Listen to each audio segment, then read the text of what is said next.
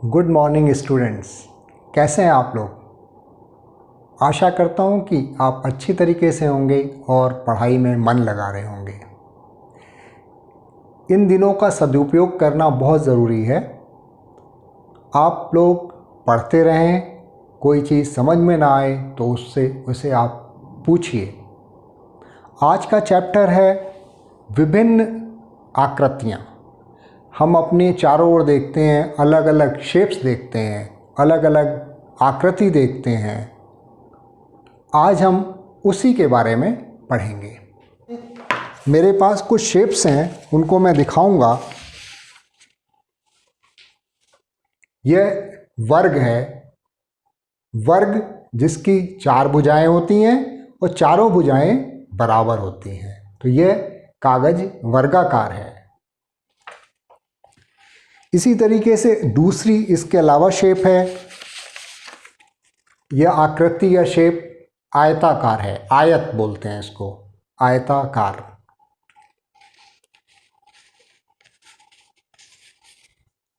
ये तिकोना है।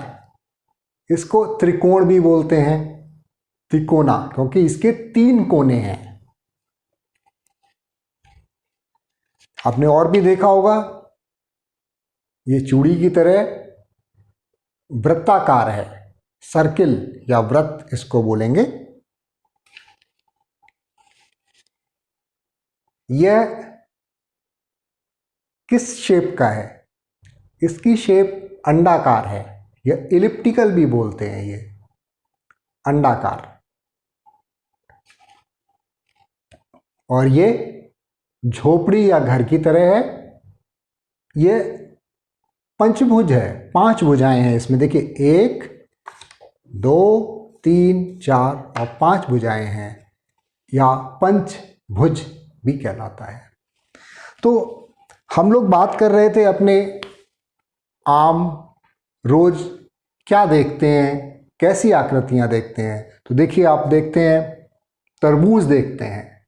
तरबूज गोल होता है, टमाटर गोल होता है, प्याज भी करीब करीब गोल होती है। इसके अलावा आप क्या देखते हैं? आप देखते हैं माचिस की डिब्बी चौकोर होती है। इसके अलावा माचिस की तीली वो लंबी होती है। देखिए, मैंने एक आकृति आपके लिए बना के रखी थी। ये कैसी है? एकदम पतली सी लाइन की तरह है। तो हमें इससे पता लगता है कुछ ऐसी भी चीज़ होती है, इसको हम बोलते हैं लाइन की तरह है, पतली लाइन की तरह। तो ये विभिन्न आकृतियां हैं। अब हम क्या करेंगे, इन्हीं आकृतियों को डिस्कस करेंगे। मैं अभी आपको विभिन्न आकृतियां दिखा रहा था, उन्हीं को मैंने बोर्ड पर ड्रॉ किया है। बोर्ड पर देखिए, मैंने ये ड्रॉ किया है आयत और वर्ग को। यह चौकोर आकृतियां हैं, इनमें 4 भुजाएं हैं। देखिए, इसको वर्ग बोलते हैं क्योंकि ये बराबर बराबर भुजाएं हैं, 4 भुजाएं। और यह है आयत। इसको वृत्त बोलते हैं, जो चूड़ी की तरह होता है। और ये आधा वृत्त है, तो इसको अर्धवृत्त भी बोल सकते हैं। यह 3 कोने वाला या 3 कोण वाला त्रिकोण। ये 5 भुजाएं हैं। 4 तो इसकी हो गई, ये 5 भुजा वाली है। 1 2 3 4 5। ये 6 भुजा वाला, 1 2 3 4 5 6। इसको पंचभुज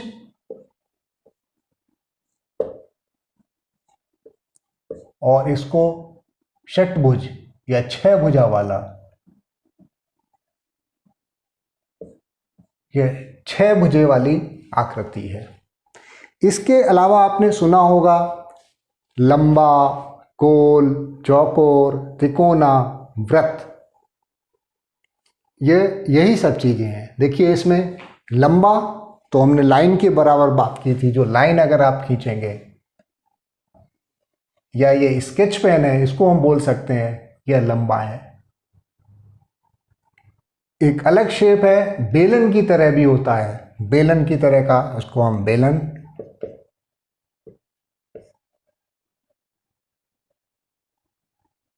जिस तरीके से घर में इस्तेमाल करने वाला बेलन होता है, करीब करीब इस तरीके की शेप, जैसे पानी का गिलास, यह बेलन की तरह हो गया। तो ये अलग अलग तरीके की आकृतियां हैं। अब देखते हैं इनमें से हम कुछ उदाहरण लेते हैं, उनको इसमें डालेंगे। अब मान लीजिए कि पेंसिल किस में आएगी, पेंसिल यहां आएगी इसके नीचे। पेंसिल के अलावा मोमबत्ती, मोमबत्ती भी इसी तरीके की होती है।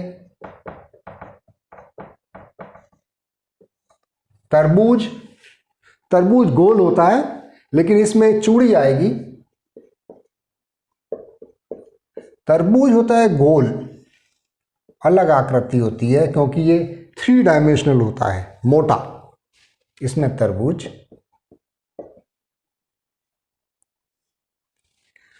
टोपी, बच्चे जो टोपी पहनते हैं बर्थडे पर, वो त्रिकोण में डाला जा सकता है। अगर वैसे 3 डायमेंशनल जब आप देखते हैं तो एक ये टोपी हो गई, इसको शंकु भी बोलते हैं। त्रिकोण 2 डायमेंशन का है, 2 डायमेंशन मीन्स इसको हम त्रिकोण बोलेंगे,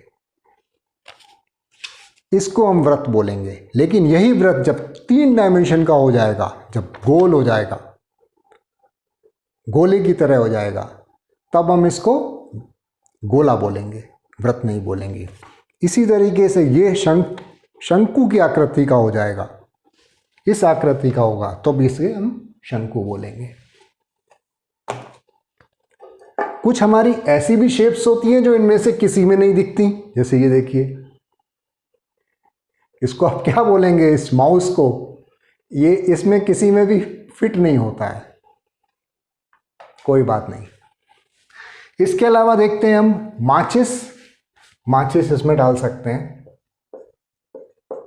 और क्या क्या चीजें हो सकती हैं जो है, सेल, सेल, सेल इस तरीके का होता है तो यहां पर आ जाएगा इसके भीतर। अगर हम इसे सिलेंडर या बेलन बोलते हैं अगर, तो लंबाई में। इसके अलावा जो है आप तंबू, तंबू यहां पर आ जाएगा।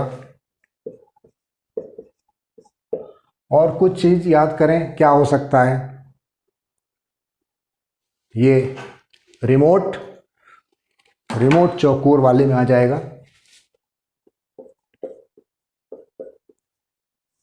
तो इस तरीके से आप रोजमर्रा की चीजों को इनमें बांट सकते हैं।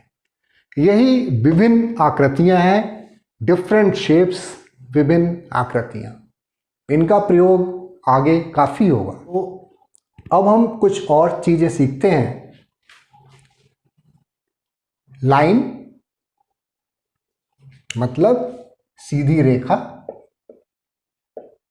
हमने एक लाइन खींच दी, एक और लाइन खींच दी इससे बड़ी, ये लाइन हो गई। ट्रायंगल का मतलब त्रिकोण,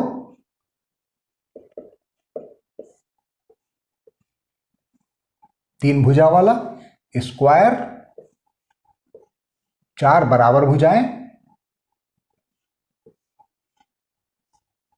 रेक्टेंगल, आमने सामने की भुजा बराबर। सर्किल, स्फीयर, गोलाकार लेकिन गेंद की तरह,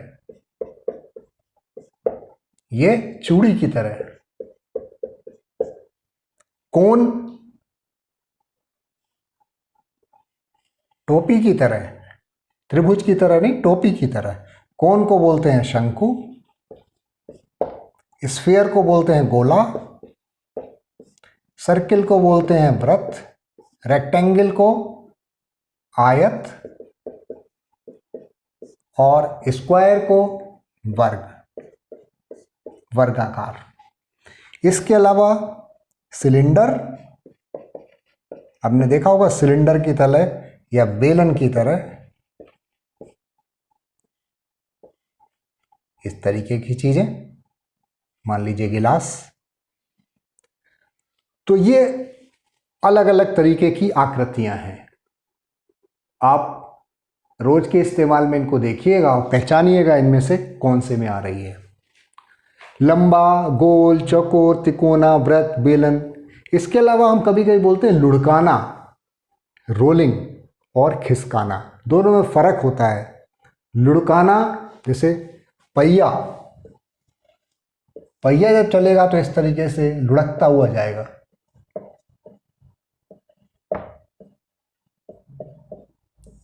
या बॉल जाएगी तो लुढ़कती हुई जाएगी।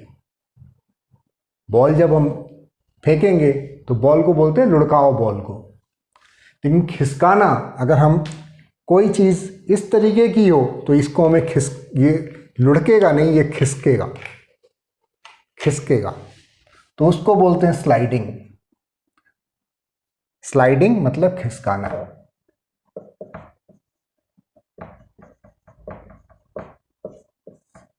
लुढ़कना मतलब रोलिंग, खिसकाना मतलब स्लाइडिंग। कोई ये चीज है जिसको हम यहां से धक्का दे के और इसको हम खिसका रहे हैं, धक्का दे के खिसकाना। रोल अपने आप ही जो है लुढ़कता हुआ चला जाता है। ये इसलिए सीखना जरूरी है क्योंकि जब हम एडवांस मैथ्स पढ़ेंगे तब इन सब टर्म्स का, इन सब वर्ड्स का इस्तेमाल होगा, तो हमें कंफ्यूजन नहीं होना चाहिए कि खिसकना क्या होता है और लुढ़कना क्या होता है। अब हम लाइन से कुछ चित्र बनाएंगे। लाइन का इस्तेमाल करके कुछ चित्र बनाते हैं। एक चित्र जो मेरे दिमाग में आ रहा है वो बना सकते हैं हम।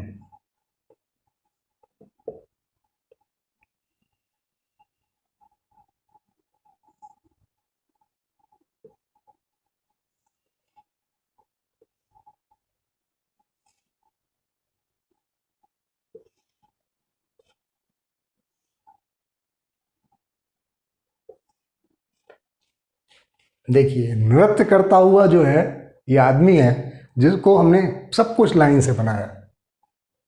ये लाइन, ये लाइन, ये लाइन। देखिए कुछ पॉइंट्स ले लिए हमने। अब इनको मिला के हम कुछ एक चित्र बनाते हैं। तो कोशिश करिए कैसे चित्र बनेगा। हम एक आकृति यहां बनाते हैं, बढ़िया। अब एक आकृति हम ये बनाई, एक आकृति हमने ये बनाई, और इसी आकृति को हमने, देखिए फूल की तरह का बन गया चीज।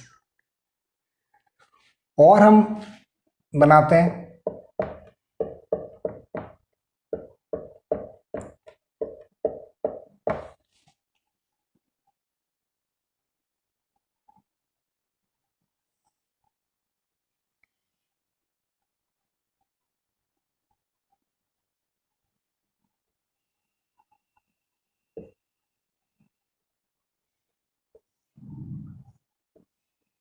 ये एक आकृति बन गई।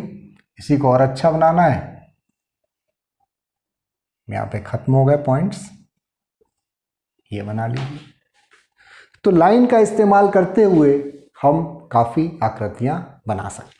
अब हम लेते हैं एक आकृति ये और ये आकृति, ये चौकोर है और ये वृत्त की तरह है। इन दोनों में कुछ फर्क है। देखिए पहले इसको देखते हैं। इसमें यहाँ पे किनारे हैं, एक इस किताब के चारों ओर किनारे हैं, इसको एज बोलते हैं। तो हम लिखते हैं एज या किनारे।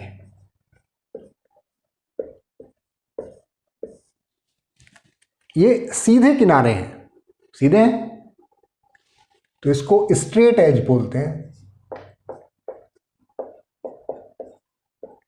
स्ट्रेट एज, स्ट्रेट मतलब सीधा किनारा, तो यहां पे सीधा किनारा बोल देते हैं। तो ये इसके किनारे चारों ओर, लेकिन इसमें कुछ कोने भी हैं। देखिए एक कोना हम बोलेंगे ना, ये कोना, ये कोना, ये कोना, एक कोना, तो इसमें कोने भी हैं, इसको हम बोलेंगे कॉर्नर्स और कोना।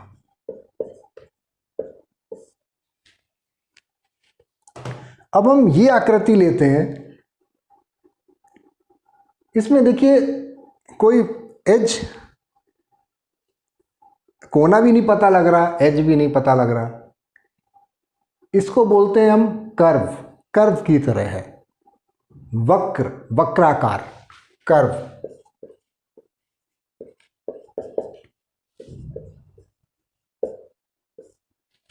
वक्र की तरह है।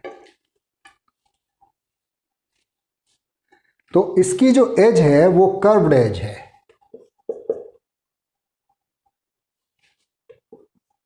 इसका किनारा घूमा हुआ है। हमने ये एक किताब ली, देखिए इसका ये एज, इसका ये एज, ये किनारा, ये किनारा, ये कोना, ये कोना, ये कोना और ये कोना। कुछ आकृतियों को लिया, वर्ग, आयत, त्रिभुज, वृत्त, पतंग, एक नई आकृति पतंग की तरीके की। ये वैसे इन्हीं में से एक है लेकिन थोड़ा सा अलग है। इनमें कितने कोने होंगे? वर्ग, देखिए वर्ग और आयत करीब करीब एक तरीके के होते हैं। इसमें कितने कोने होंगे? 4 कोने होंगे। 1 2 3 4, 1 2 3 4।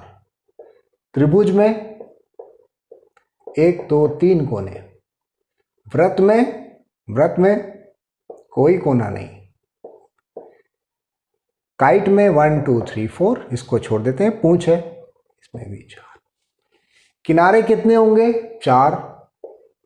आयत में भी 4, त्रिभुज में 3, वृत्त में कोई किनारा नहीं, पतंग में 4 किनारे। तो कितने किनारे होंगे और कितने कोने होंगे ये हमने इसमें देखा। अब इसके अलावा हमने कुछ शेप्स देखी थी। पंचभुज देखा था, षटभुज देखा था। इससे पहले हमने ट्रायंगल देखा था, और 3 हो गया, 4 हो गया, 5 हो गया, 6 हो गया, 7 बना सकते हैं, अष्टभुज बना सकते हैं। लेकिन इन सब में आपने देखा होगा त्रिभुज में 3 लाइनें, भुजाएं, 1 2 3, इसमें 4 हैं, इसमें 5 हैं, इसमें 6 हैं, 3 और 4 है। क्या हम 2 लाइनों से इस तरीके का कुछ बना सकते हैं? कोशिश करते हैं। एक लाइन ली, नहीं, ये तो कुछ रास्ता सा बन गया। फिर एक और लेते हैं, ये क्रॉस बन गया। तो 2 लाइन, एक लाइन से भी कुछ नहीं बनता है। एक लाइन और 2 लाइन से कोई शेप बनती नहीं है। कम से कम 3 लाइनें चाहिए या 3 भुजा चाहिए जिससे आप क्लोज शेप बना सकें। बनी तो ये भी कुछ, लेकिन ये रेखा है, ये क्रॉस है। क्लोज्ड का मतलब बंद। देखिए चारों ओर से बंद हो गई, मतलब घेर सकते हो। मैं अपने खेत को इस तरीके से घेर सकता हूं, त्रिभुजाकार बाड़ लगा के।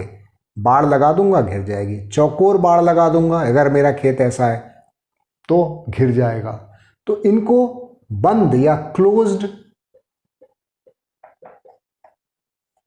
शेप्स बोलते हैं। तो क्लोज शेप्स के लिए कम से कम 3 होना जरूरी है। देख रहे हैं, क्लोज शेप्स के लिए 3, फिर 4 5, जिसके बराबर जितना हो। और इसके भीतर ये जो कॉर्नर है, इसको हमने नाम दिया है कोण या एंगल। यहां पे कोण कौन से हैं? ये कोण है। यहां पे कोण कौन से हैं? ये। अब ये जो झोपड़ी बनाई है, मान लीजिए यहां तो हमने ऐसे बनाया, अगर ये कोण ऐसे कर देंगे, ऐसे ऊंचा करना है, देखिए ये कोण बढ़ गया, ये छोटा हो गया। तो इन कोण, इन एंगल्स का माप, इन कोण का माप ही इसकी शेप को निर्धारित करेगा। रहेगा तो ये षटभुज ही, रहेगा ये पंचभुज ही, लेकिन ऐसा बनेगा या ऐसा बनेगा। 5 इसमें भी है, 1 2 3 4 5, 1 2 3 4 5। ये झोपड़ी की तरह बन गया, ये चर्च की तरह बन गया ऊंचा एकदम। तो ये शेप डिपेंड करता है किस तरीके से, क्या एंगल रखा गया है, कितना कोण रखा गया है, इसलिए इस तरीके से एक बिल्डिंग का आप डिजाइन कर सकते हैं। इन शेप्स को हम अपने अगले चैप्टर में पढ़ेंगे और हम वर्ग, आयत, त्रिभुज, वृत्त, इन सब की जो प्रॉपर्टीज होंगी और जो खासियत होंगी, उन सब के बारे में पढ़ेंगे। धन्यवाद। Thank you. Stay at home, stay happy.